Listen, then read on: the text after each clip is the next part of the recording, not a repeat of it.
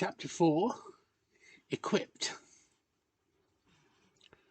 Dobbs clopped slowly past cornfields and cottages, bees and cream-coloured butterflies. Tom and Willie sat in the front of the cart. They had left Sammy behind to collapse in the cool darkness of the tiled hallway. Willie clutched on to the long wooden seat, and, as they jolted over the rough cobbled road, his eyelids drooped and he became drowsy. Suddenly he gave a frightened start, for he had nearly fallen asleep, and the ground below seemed a long distance away. Tom squeezed on the reins, and they came to a halt. "Here," he said, "you hop in the cart and take a nap." He helped Willie into the back and threw him an old rug to cover himself with, for he still looked terribly pale.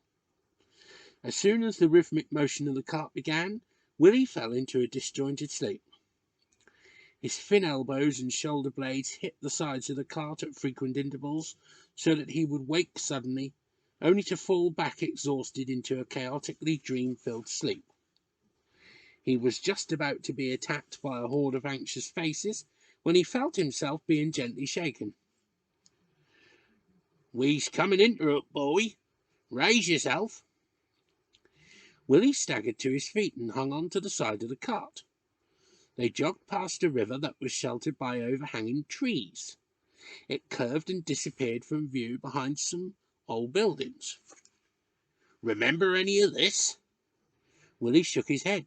"No." They halted at a blacksmith's. Tom stepped down and lifted Willie after him. He untied Dobbs and led her into a large dark shed. Willie heard him talking to someone inside. It wasn't long before he reappeared and swiftly removed his haversack, bags and boxes from the back of the cart. He placed a hand on Willie's shoulder. "We got a lot to do, boy. You reckon you can keep up?" Willie nodded. Tom handed him one of the two small buff-coloured boxes, and they both slung them over their shoulders and set off. They passed a bicycle shop and a cobbler's and turned a corner into the main street. It curved round a large square. "On market days that be filled with all kinds of stalls," said Tom. In the centre of the square was a stone archway with a clock in its wall, and on the ground below, surrounding it on four sides, were wooden benches. They stopped outside a newsagent's shop. Two placards were leaning up against the walls. "Poland invaded," read one, and "Turn your wireless low. Remember, someone might be on duty," read the other. The door of the shop was already propped wide open. "Hard, ain't it?" said a tiny old lady from behind the counter. "Your usual, is it, Mr. Oakley?" she added. Tom nodded. She reached up to a yellow tin of tobacco on one of the shelves. A pile of comics caught Willie's eye. Tom glanced at him. "One sweet and one comic," he said sharply. "Choose." Willie was stunned. "Don't you hurry, sonny," said the old lady kindly. "You just takes your time." She pointed up at some of the many jars. "We got boiled ones, fruit drops, farthing chews, mint humbugs. There's lollies, of course. They's popular. There's strawberry, lemon, lime, and orange." Tom was annoyed at the long silence that followed, and was just about to say something when he caught sight of Willie's face. Willie swallowed hard. He'd never been asked to choose anything ever. "A lolly, please, miss," he said at last. "What flavour?" He frowned and panicked for a moment. "Strawberry," he answered huskily. The old lady opened the jar and handed one to him. It was wrapped up in black and white striped paper, and twisted like a unicorn's horn. "Now, what comic would you like, dear?" Willie felt hopeless. What use would a comic be to him? He wouldn't be able to understand the words. He loved the colours, though, and the pictures looked so funny and exciting. He glanced up at Tom. "I can't read, Mr. Tom." "I know that," he replied shortly, "but I can, after your Bible." Willie turned back to look at the comics so that he missed the surprised expression on his face. The words had leapt out of Tom's mouth before he had had a chance to stop them. He felt a mixture of astonishment at himself and irritation that his rigid daily routine was going to be broken after 40 undisturbed years. Willie at last chose a comic with his sweet, and Tom paid for them. It was his first comic. His hand shook as he held it. "Get moving, boy," barked Tom's voice behind him. "Are you deaf?" Willie jumped. "Come on," he repeated. Willie followed him next door into a chemist's shop, and then into a grocery shop. They stopped outside Lyon's Tea House, where there was a selection of cakes in the window. A man in uniform sat at a table nearby with a young weeping girl. Willie looked up at the shadow that the man's body was casting across her face. "Later, perhaps," said Tom, thinking that Willie was eyeing the buns.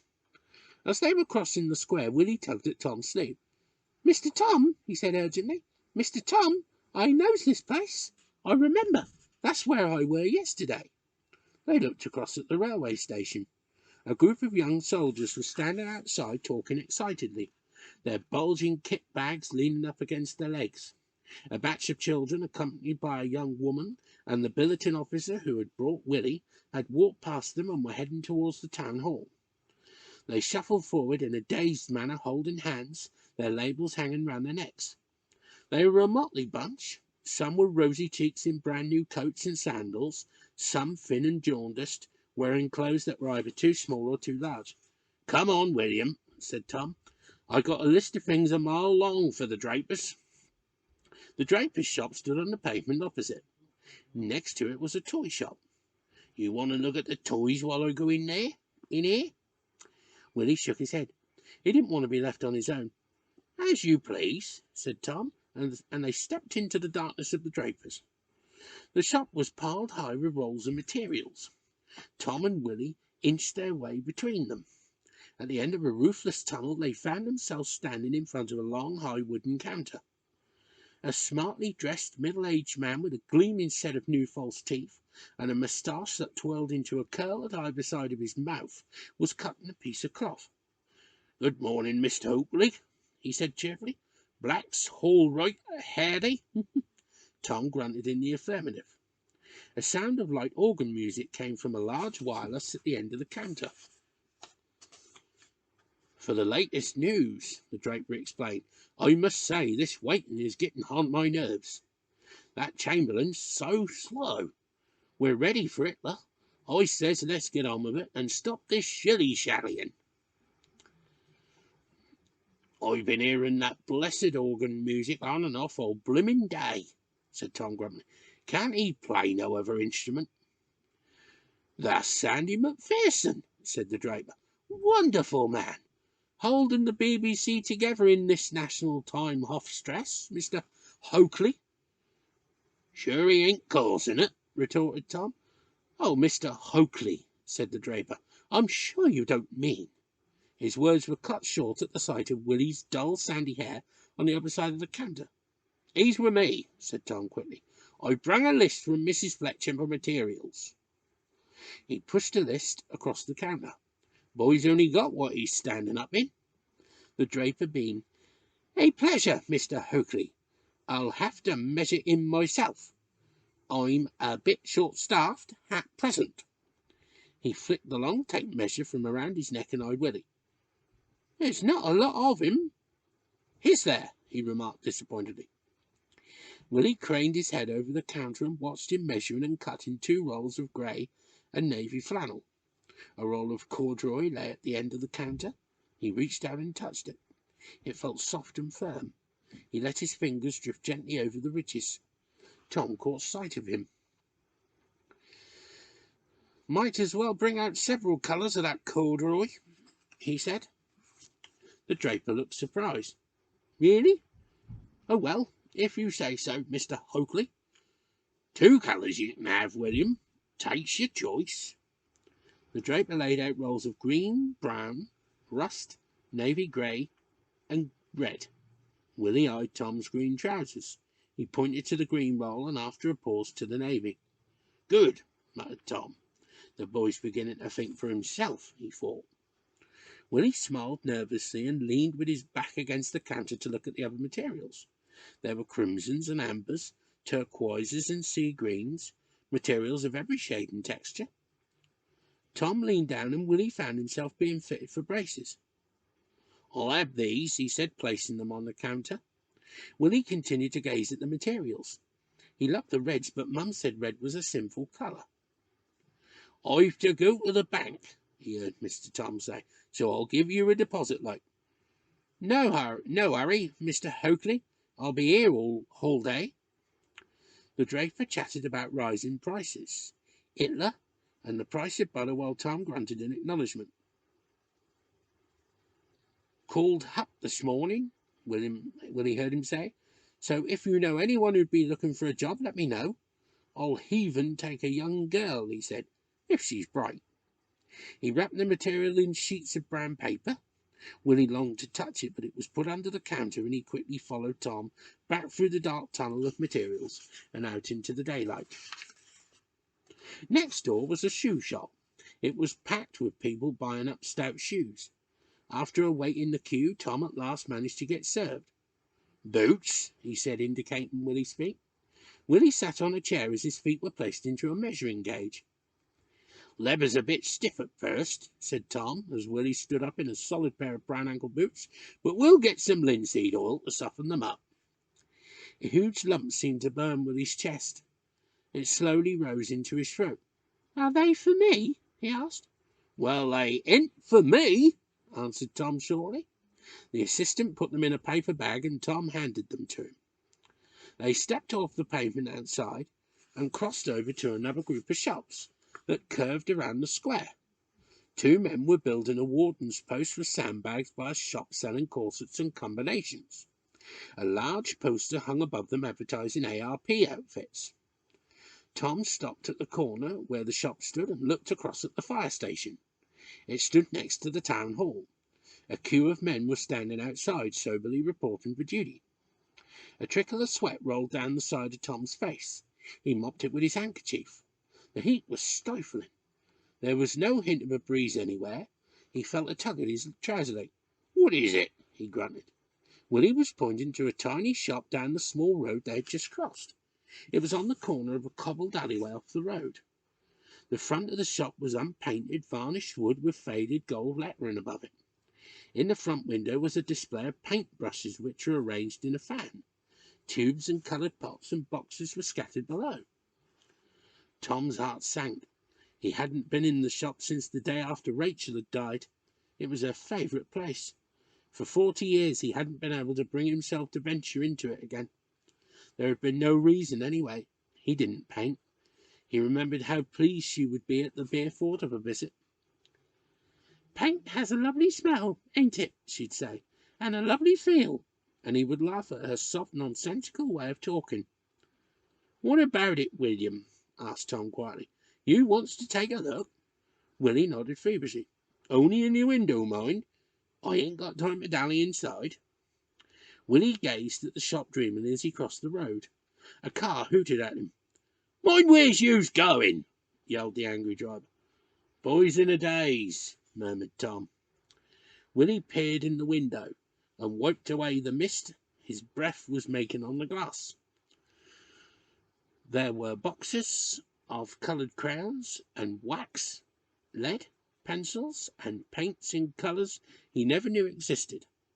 Large, empty pads of white paper lay waiting to be filled in. He looked lovingly at the paintbrushes. There were thin, elegant ones for the most delicate of lines, ranging out to thick ones you could grip hard and slosh around in bold, creamy-coloured strokes. Tom stood behind him and stared over his head into the shop. He remembered how Rachel used to spin with delight in there. Her long black hair, which was always tied back in a knot at the nape of her neck, would spring constantly outwards in a curly disarray whenever she was suddenly excited. She could look at a row of colours for hours and never be bored. "If I painted the sky," she had said one day, "I could go through life painting nothing else, for it's always changing. It never stays still." He looked down at Willie, who was making shapes with his finger on the misted window. "What you doing?" "Drawing," said Willie. "It's one of them brushes." Tom peered at him. "Huh!" he retorted. "Is it?" He turned abruptly away, and Willie followed him up the lane and back onto the main street. They passed the corset shop, a butcher's, and a hardware store, and stopped outside a library. "Best join," said Tom. "If you's going to stay, that is." They opened the door and entered a large expanse of silence. Someone coughed. Willie tugged at Tom's trouser leg. "What is it?" he whispered in irritation. "Mr. Tom," he squawked, "why is it so quiet?" Tom sighed in exasperation. "So's people can hear themselves read." They walked up to a large wooden table covered at each end with a pile of books. A tall, thin, angular woman in her 30s sat behind it, her long legs stretching out from under it. She wore spectacles and had fine auburn hair that was swept back untidily into a bun. She looked up at them and allowed her glasses to fall from her nose. They dangled on a piece of string around her neck. "I've come to join him up," said Tom, indicating Willie. "He's with me." Miss Amelia Fawn gazed at Willie, stared at Tom, and then took another look at Willie. "With you?" she asked in astonishment. She seemed to articulate every consonant as she spoke. "With you?" she repeated. "But you're—" She was about to say a bad-tempered frosty old, but she stopped herself. "I'm what?" asked Tom. "You're so busy." Too busy, she thought. He never helped or joined in any of the village activities and had ignored all the signs that a war was approaching. She leaned over the table and gasped. They were both carrying their gas masks. She blinked and looked again. There was no mistaking it. The buff-coloured boxes were hanging over their shoulders. Mr. Oakley, of all people, was carrying a gas mask. "We ain't got all day," said Tom sharply. "I'll leave the boy here. I got shopping to do." Willie paled. Tom took a look at his face and groaned inwardly. How had he allowed himself to be landed with such a sickly, dependent boy? But Willie was sick with excitement, not fear. Even though he couldn't read, the sight of books thrilled him. How many's he allowed to have?" "3," answered Miss Fawn. "Let him choose 2 with pictures, and—" He paused for an instant. He never liked asking anyone favours. "Yes," said Miss Fawn. "Choose one that you think would be suitable for me to read to him.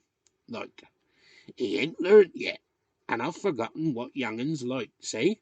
He cleared his throat awkwardly. "One has to do one's duty, don't one?" "Yes, of course, Mr. Oakley," she replied hastily. She watched Tom leave the library. "Now," she said, producing a pale blue card, "what's your name? Your address, I know," and she beamed wickedly at him. Meanwhile, Tom stepped out of the coolness of the bank. It was ominously close. People were still huddled in groups in the square, talking anxiously. Out of the corner of his eye, he saw some wirelesses in a shop window. He paused in front of them. "Echo," he read. "Bake light." There on display was a small 10 by 4-inch wireless. It was run on batteries that had to be recharged, ideal for someone like him who had no electricity. It was made of light wood with 2 large circular openings, one with a fretted front, the other fitted with a dial. Something to think about if he had to leave the boy on his own, like. Lot of money, though. "I must remember to get some number 8s, he muttered to himself. Torch batteries were being bought up at an alarming rate. And some underwear for the boy. He peered down at Mrs. Fletcher's crumpled list. "Wool," he read. Tom stopped at the corner of the small road near the corset shop and glanced down at the tiny alleyway where the artist's shop stood. He hadn't time, he thought, and he set off briskly towards the blacksmith's, his rucksack and his bags already bulging. He had also a box of groceries to pick up and some wooden and cardboard boxes that he thought would be useful for Willie's room. Within half an hour he was back at the library. He peered through the glass at the top of the door. Willie was kneeling on a chair absorbed in books, his elbows resting on a long wooden table. Miss Fawn towered beside him, pointing at something on one of the pages. Tom hesitated for a moment and then walked hurriedly on to the small road back towards the artist's shop. 40-odd years, he muttered, staring into its window. "Is that how long it is?" He pushed the door ajar. It gave a loud tinkle. Even the same bell, he thought. He paused for an instant and then stepped inside. Willie felt a hand touch his shoulder. It was Tom. He was carrying a parcel. "Ready to go now?" he said quietly. Willie had his finger on a large letter. "That's an O, ain't it, mister?" Tom bent down to look. The book was filled with pictures of a marmalade-coloured cat. "That's right," said Tom. "You knows your alphabet, then." "I nearly knows it." He looked up quickly. "Mr. Tom," he asked timidly, "will you help me?" He looked down at the book, clenched his hands and held his breath. Now he'd be for it. "Don't ask help from anyone," his mum had said. He waited for the cuff around the ear. "Yes," said Tom. "I expect I can talk to Mrs. Hartridge, or whoever's your teacher, and ask what you need to practice." Miss Fawn interrupted him. "Don't go working him too hard. Looks like he could do with some of our country air." "He'll get plenty of that," snapped Tom. "There's veg to plant and dogs to look after, and weeding." Miss Fawn said no more. Poor boy, she thought, away from his loving home and now dumped with an irritable old man. Tom picked up Willie's 3 books and gave them to him to carry. The one Miss Fawn had chosen was Rudyard Kipling's Just So stories. "It's not very educational, I'm afraid, Mr. Oakley." "Did I say I wanted something educational?" "No, Mr. Oakley." "Then don't put words in my mouth." "No, Mr. Oakley," and she suppressed a smile. After they had left, she stood in the doorway and watched them walking down the main street past the square. "What an odd couple," she whispered to herself. "Wait till I tell May." "Run!" roared Tom, and he and Willie tore down the pathway to the cottage. They were only just in time. The sky gave one almighty shake and split open. Rain and hail bounced on the tiled roof with such venom that Tom and Willie were quite deafened. They had to shout to make themselves heard. Sam growled and barked out of the front window.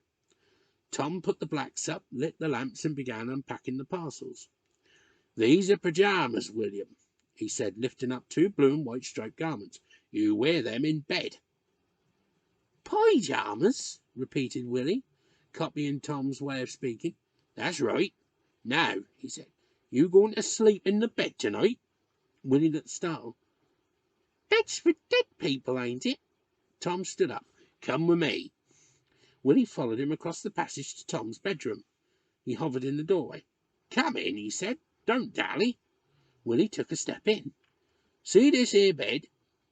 I've slept in it for 40 year or more, and I ain't dead yet. And that basket at the end is Sammy's bed, when he's a mind." They returned to the front room, and after a light tea of eggs and toast, Willie changed for bed and positioned himself by the armchair next to Tom. The rain continued to fall heavily outside, rattling the windows unceasingly. "I'll have to fairly shout this story," yelled Tom above the noise. Willie sat in his crisp new pyjamas. It had felt strange the previous night, going to bed without wearing his underpants, but this odd suit felt even stranger. "Mr. Tom," he said, "ain't you going to read from the Bible?" "Didn't you like it from me head, then, like last night?" "Yeah," said Willie. "Yeah, I did." "I shouldn't think you'd understand all them long words, anyways." "No, Mr. Tom," said Willie, feeling deeply relieved at not having to pretend any more. "Can I have Noah's Ark again?" Tom related the tale for the 2nd time, and followed it with the daring exploits of Pecos Bill from the comic Willie had chosen. After a cup of cocoa, Willie brushed his teeth over an aluminium bowl, and then dashed out into the garden to the little wooden outhouse, wearing his mackintosh and a new pair of gumboots, while Tom sheltered him with an umbrella. They carried the mattress upstairs between them. Tom placed a rubber sheet on it and made the bed over it, Willie helping him when he was able. "There," he said when they had finished, "you can wet the bed till kingdom come." "Mr. Tom," whispered Willie, "ain't you angry with me?" "No," he grunted. "When I first had Sammy, he peed all over the blimmin' place. Takes time to settle into a new place and its ways." He turned down the blankets, and Willie climbed in between the sheets. Sammy sat on the bump where his feet were. I put your comic and library books on your table." "Thanks, Mr. Tom," and he bent down to pick up the book with the marmalade cat in it. Tom watched him tracing words with his fingers. 10 minutes. But Willie didn't hear. He was lost in the coloured pictures. A loud knocking came from downstairs. Sammy leapt off the bed and started barking. Tom quickly checked that the blacks were firmly on Willie's window and disappeared down the ladder holding a squirming Sammy in his arms. Willie raised his head for a moment to listen. "Good evening, Mrs. Fletcher," he heard Tom say in a surprised tone. "Come in." He turned back to his book and soon Tom reappeared to blow the lamp out. The room was blanketed in darkness until the blacks were removed. "Good night, William," he said, tousling Willie's hair. "Pot's by the bed if you wants it." Willie was exhausted.